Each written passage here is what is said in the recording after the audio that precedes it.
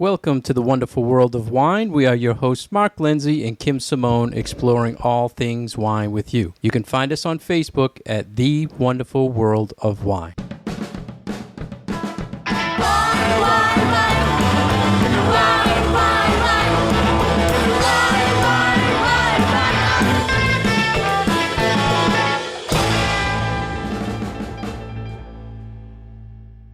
Hello, everybody, and welcome to the wonderful world of wine. Today, Kim and I will explore all things wine with you. And first, we like to start our show with telling you all what we Googled ourselves this week. So, Kim, what did you Google this week? I went a little old school. I didn't actually Google this, but I've been reading a very interesting book about food adulteration and the history of the USDA. And it was reminding me so much of a previous conversation that we had on air with you about labeling in wine. Is it important that wine labels tell the consumer what is in the bottle? And it really has just gotten me thinking about my take on it and how maybe we should be looking at a little bit more transparency as far as labeling and telling people what they're actually getting in their glass of wine. What was the year on that, Kim? Was that 60s, 70s? Oh, late 1800s. Oh, wow. Yeah. So after the Civil War and when there was all this food adulteration and there were all these things that were completely unregulated by the government, and it really did sort of fit into this mold of one political party wanted much less intervention by the government and was saying, no, states' rights and the federal government shouldn't get involved in labeling and in telling consumers what's in their food. And the other political party was like, yes, we need to have more regulations. So it really started kind of that way. And then as the general public kind of were the ones that came forward and said, hey, we really want to know what's in our food, and we really want to know, is our milk white because it's pure, or is it white because there's chalk dust in there? And it went to all different aspects of food, whether it's beverage or processed food or even just making fruits and vegetables look different and make them look fresher than they actually were. So fascinating stuff. Yeah, interesting. And how about yourself? Well, this week I saw some information about a wine documentary called Science and Wine, and I did a search to find out where I could watch it, and luckily I'm a Prime member, Prime Video. You Prime, Amazon We have Prime? Amazon Prime too. So if you have Amazon Prime, I suggest you search Science and Wine. It's a documentary about how pesticides are being built up in soils and the things that these vineyards are doing to correct and investigating what's going on in the soils and how it's wrecked the soils over the years. So there's a part of it where they're talking about how maybe they can clean up the soils? Yes, how they're trying to clean up. So really interesting documentary. It's great, high def. It's geeky wine the stuff. geeky stuff we like. So if you like documentaries like we do, please search it out.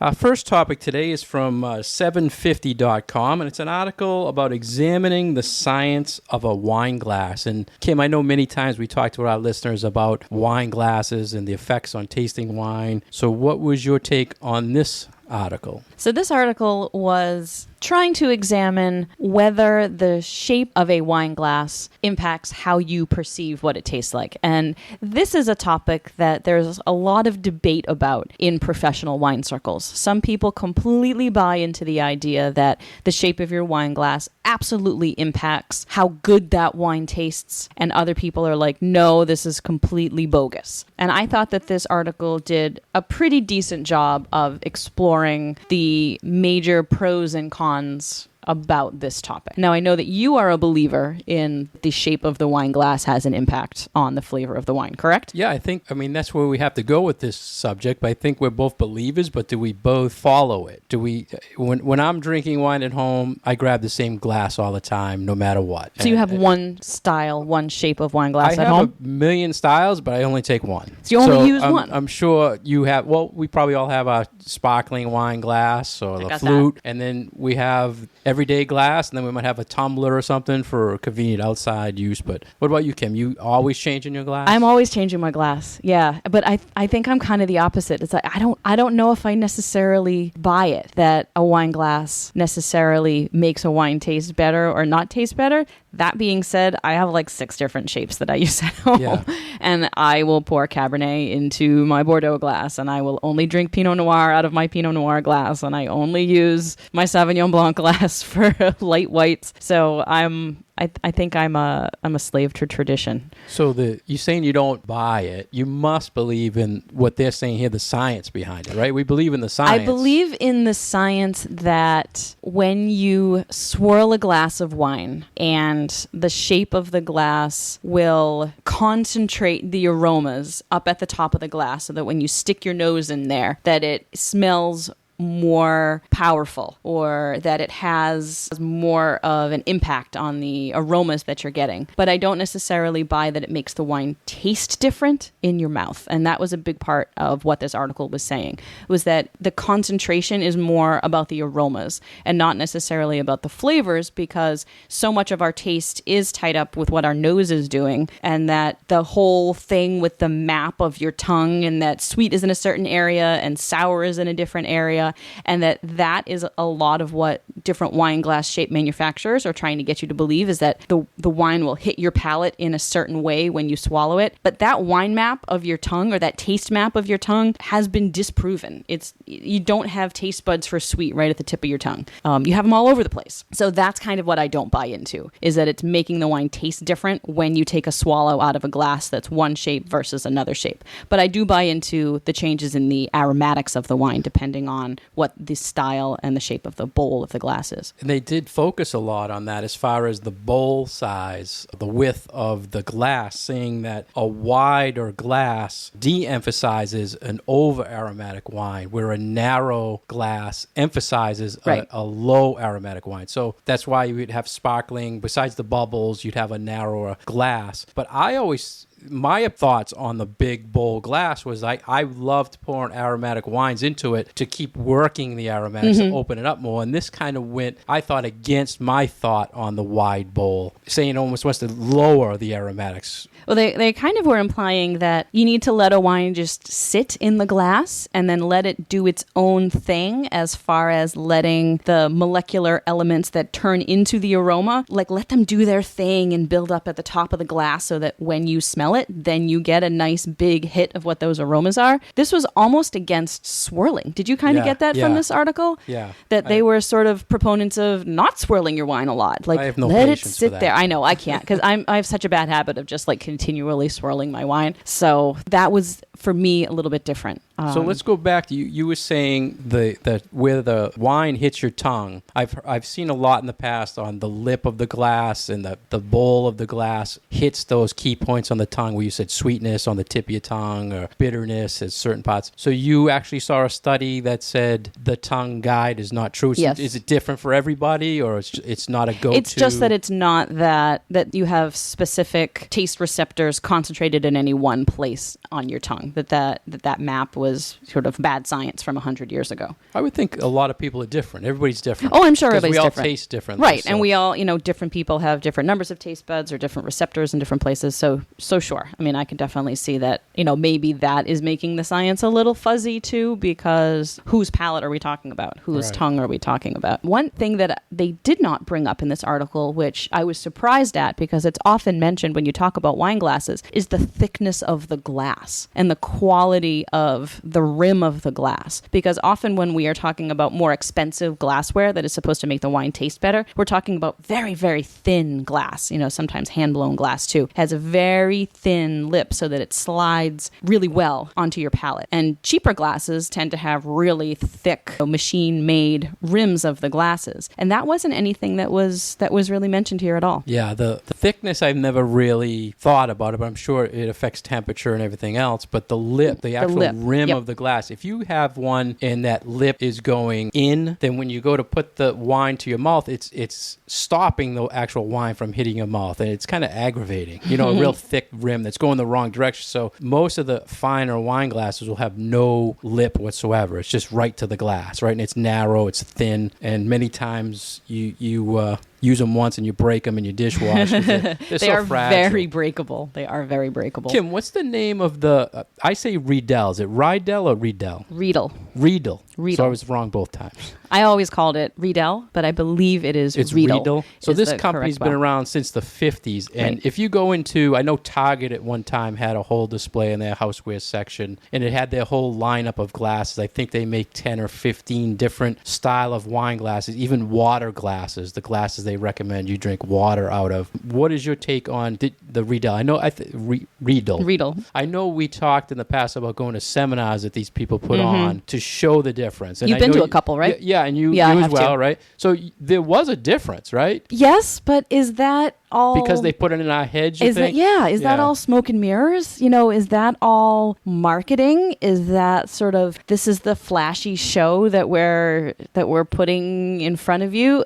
I don't know. It's really I'm still interesting, very skeptical. products they put out. I mean, you can spend some serious money just to buy one, two glasses for I know. each They have style. some Burgundy, champagne, and for their high-end whites. line, it's like $100 a glass, maybe even more. So they are very pricey. Now, all that being said, I do use Riedel glassware. That is what I drink out of at home.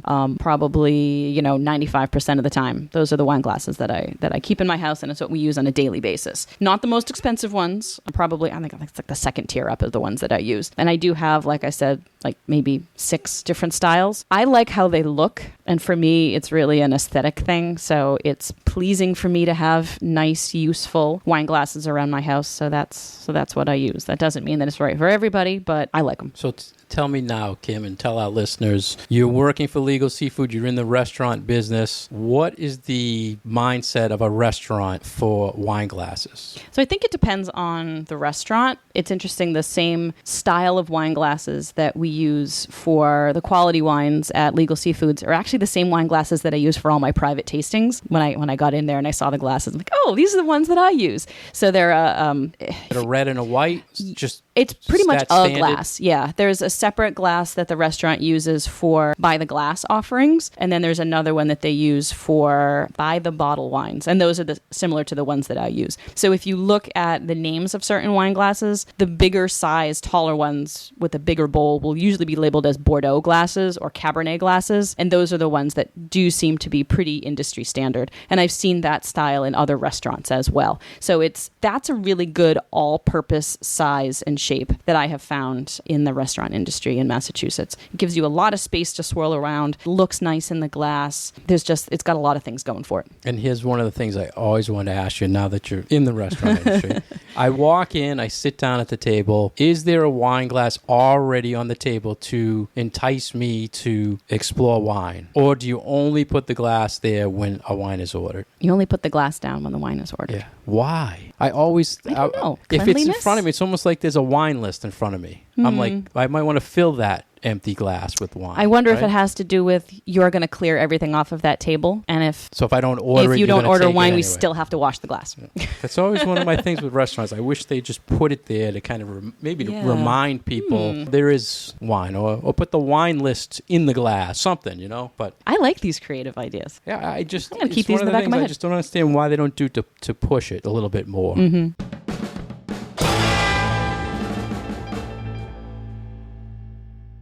You're listening to The Wonderful World of Wine. We are your hosts, Mark and Kim. You can find out more information about Mark on his website, franklinliquors.com, and more information about myself at vinitaswineworks.com. And you can find older episodes of our show on SoundCloud or iTunes. A couple of recent really good articles talking about the next generation of wine drinkers. We're talking about not millennials, but they're called Generation Z, and this is the group of younger people who are really now just coming of age and being legal and able to purchase wine. So we have an article from Forbes, which is always a great place to go to for interesting articles about the wine business, and Wine Searcher as well, talking about how do we engage this this demographic and how are their consumption habits changing the wine industry. I thought these were both very interesting because we've been talking about millennials so much, and now we have a new generation of hopefully potential wine drinkers that we need to start talking about. Yeah, and a lot of it has to do with the challenges facing the industry and, sadly, fewer wine sales in the industry. And these were two of the factors they mentioned. So I figured, Kim, let's start with the Generation Z. The ages, these are people born mid-90s to the 2000s, and they're saying the big problem with this generation is they're totally shunning alcohol. They're a healthier generation. Are you seeing that? I have my views of the younger generation. I definitely am seeing an uptick in interest in non-alcoholic beverages, but non-alcoholic beverages that sort of mimic alcoholic beverages. So there really has been this recent trend of mocktails and, cocktails that have a lot of interesting flavor, and they're now these items that are kind of like spirits but don't have any alcohol in them and are great for mixing. So there has been a lot of chatter about these sorts of things. And then lower alcohol beverages, the spiked ciders, not spiked ciders, but spiked seltzers and ciders and other things that have lower alcohol content, closer to 3, 4, 5%, that are delicious and are things that I think that younger people are starting to gravitate towards. But I think it's more that these are consumers or potential consumers who are a little bit more savvy about what they are potentially drinking. And so you can't just be like, hey, drink wine. There needs to be more engagement than just, hey, this is what it is, and this is why we think you should be drinking it. You mentioned, Kim, the non-alcoholic products, and they were talking about Budweiser. One of the huge producers of alcohol. They're looking at 20% of its products will be non-alcoholic by 2025. Mm-hmm. So they're looking at the future, saying this is a trend, we need to jump on it, and 20% of their product is a big percentage. Huge, yeah. So the Gen Z is 25% of the U.S. population, which is a pretty big number, and 61% of that population totally is not into alcohol. Well, I don't know how much data we actually have at this point for what are these young people actually looking for and what are their actual consumption habits. A little bit in this article about, how much of this population is a non-drinking population, or is it just a few really loud people on social media? I will agree that there does seem to be this interest in health and in moderation and in knowing what you are consuming. And we've talked about this on a number of occasions. But they did sort of bring up a very interesting point in that this is the first generation who really has grown up completely online. And you can't hide from your behavior when you're out in public. And if you're getting completely smashed, somebody is recording you. Someone has their camera out, someone's got their phone out, and you can never really be sure that what you are doing is going to stay private. So I think there's a little bit of this, Big Brother is always watching. And if you are out and you're getting hammered, people are going to know about it. And if you are someone who is very active on social media and you feel like maybe you have a reputation to protect, do you really want to have that side of you be public knowledge? I'm glad you mentioned the health part of it, because every year they keep saying that alcohol consumption is dropping, and over the last 20 years it's steadily dropping. And lately there's a lot in the news about how Prohibition came about. After Prohibition ended, the big thing was based on health. We have to control alcohol so this doesn't happen again. People don't get out of control, and so they put rules in place. A lot of them were based on public health. Mm-hmm. And I think lately the trend in our state anyway is going the opposite way, is in that they're not looking at public health. Maybe the younger generation is, but as a state. Do you mean as far as like regulations coming down from the leaders of the state? Yeah, because it's become more of a consumer convenience than a public health standpoint. So in other words, these people are already reducing, at this generation, they're reducing their alcohol intake, but they're going to see more alcohol out there because we just keep continuing giving out licenses, which was totally opposite of what Prohibition was. Right. So I'm curious if that increase in licenses and people seeing product is going to then get to this generation because they're going to see it everywhere. Are you seeing too much market saturation, and that at some point people are just not going to be necessarily purchasing from who they ordinarily purchase from because there's just so many licenses out there? It's just there's going to be more of it. So I'm curious if that trend of the younger generation not being interested in it goes away because now it's in their face all the because time. there is so much out there. When I was a kid, you walk around the stores, the supermarket, you never had alcohol in your face all the time. Now it's everywhere. So I don't know how that impacts. Maybe this generation, like you said, they're shopping online anyway. Maybe they don't even see it. Right. But maybe they'll get more ads popping up on their social media. And that's an interesting thing from a solely Massachusetts perspective, is as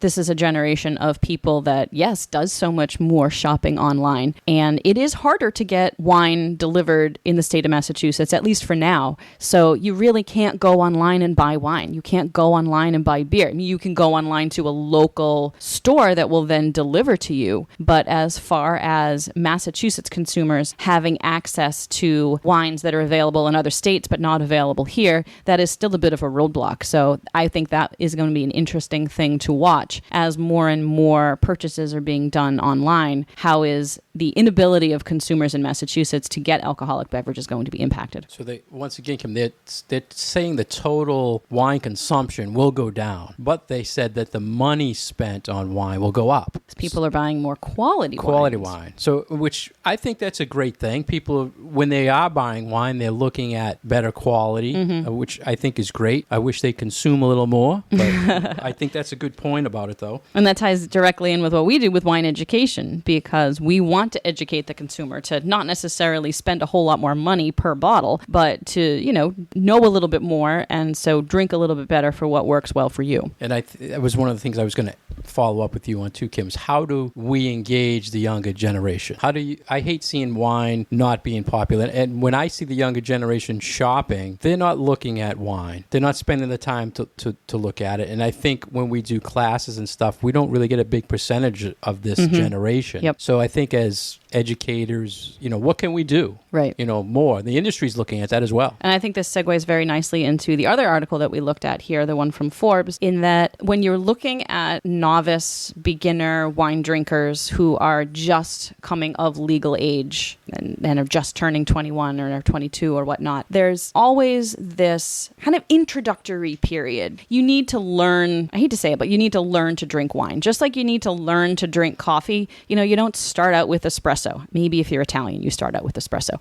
But you don't start out with big, bold Bordeaux. Everyone needs an entry-level introduction to a new type of beverage. And the big question that is posed here is, all right, if we are going to engage those younger drinkers who are just now of legal drinking age, what is the entry-level wine product? And it's always changing, but it always has certain characteristics. So whether it was White Zinfandel, whether it was Mateus, whether it was Moscato, lighter, slightly sweet, off-dry styles of wine that are delicious and yummy and are not too harsh on the palate. Get people used to that beverage and used to the amount of alcohol in there, because wine has higher alcohol levels than beer does. And gradually, people's palates tend to change. Not all the time. Sometimes you like White Zinfandel and you're going to stick to drinking that for the next 30 years. But for a lot of people, their palates do change. And you explore new things and you find new favorites and stuff like that. But what is that entry-level wine product now? And the jury is sort of out on that. A lot of people say it's Prosecco. A lot of people say it's still Moscato. A lot of people say that it's those sweeter red blends that are out there like Apothic. And yeah, it's interesting to sort of think about, okay, what do we have in the market right now that will be appealing to those 21, 22, 23-year-olds? You mentioned the baby boomers, Kim. Their entry level in the 70s, 80s was that sweet Lambrusco, Mateus, but they became very knowledgeable in one of the highest groups of consumers of wine. So now the worry is how do we get the younger? Is it that sweet stuff? Is it that, like you said, Prosecco? Is it Moscato? And that's what I see them starting with, which is good. If it worked for the baby boomers, so I don't think it's just good. I think it's necessary. yeah, you have to start at something like that. I believe, but it feels good when they'll say, okay, I've been drinking Moscato. What else? Yeah. What else I think can we that's do? cool too. One of the things they were talking about, Kim, is the U.S. population, 300 something million people. 35 million people in the U.S. are residents that drink 85% of the wine. So it's a very small number, and every year it gets tougher and tougher to grab and increase that number.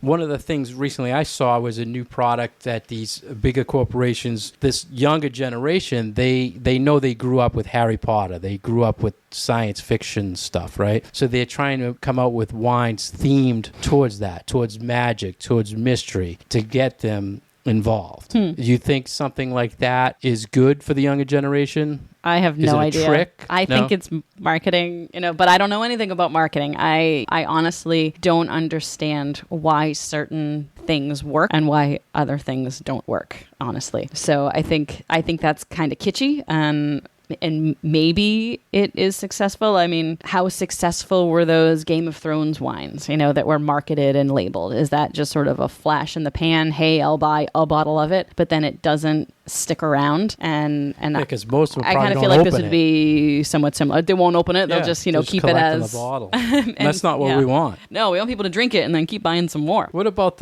they stated that most of the decline is due to the cost of wine is a lot more than the cost of beer. So the millennials are looking at cost as far as wine. So that's what shuns them away. I don't know if I necessarily buy this, because look at craft beers and look at how expensive a 4-pack of craft beer has gotten.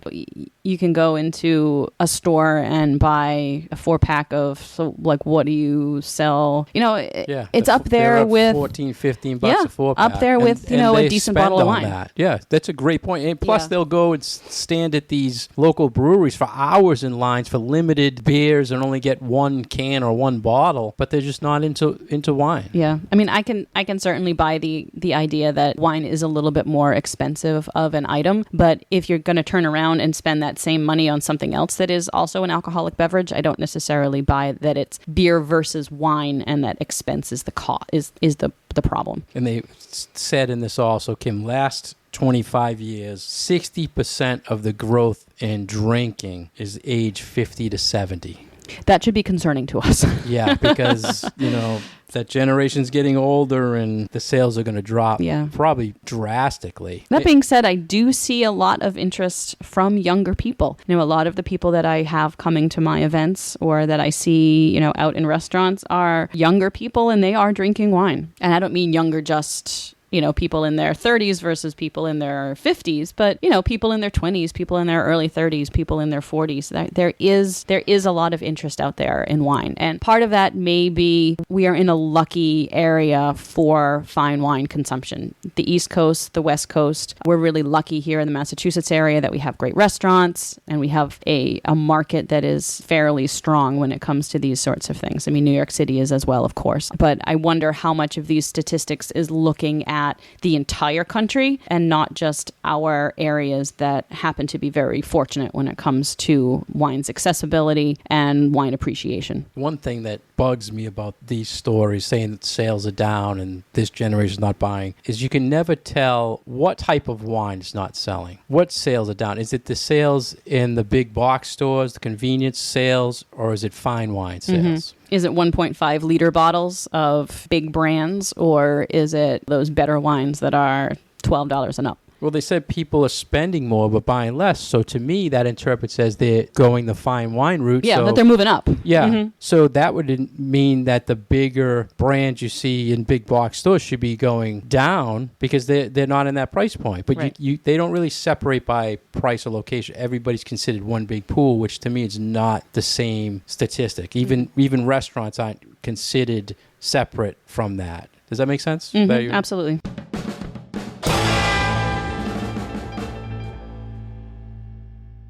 Thank you for listening to us today on The Wonderful World of Wine. We've been your hosts, Kim Simone and Mark Lindsay. You can find older episodes of our show on iTunes and SoundCloud. And of course, go over to our Facebook page, The Wonderful World of Wine, and leave your questions and comments. Cheers.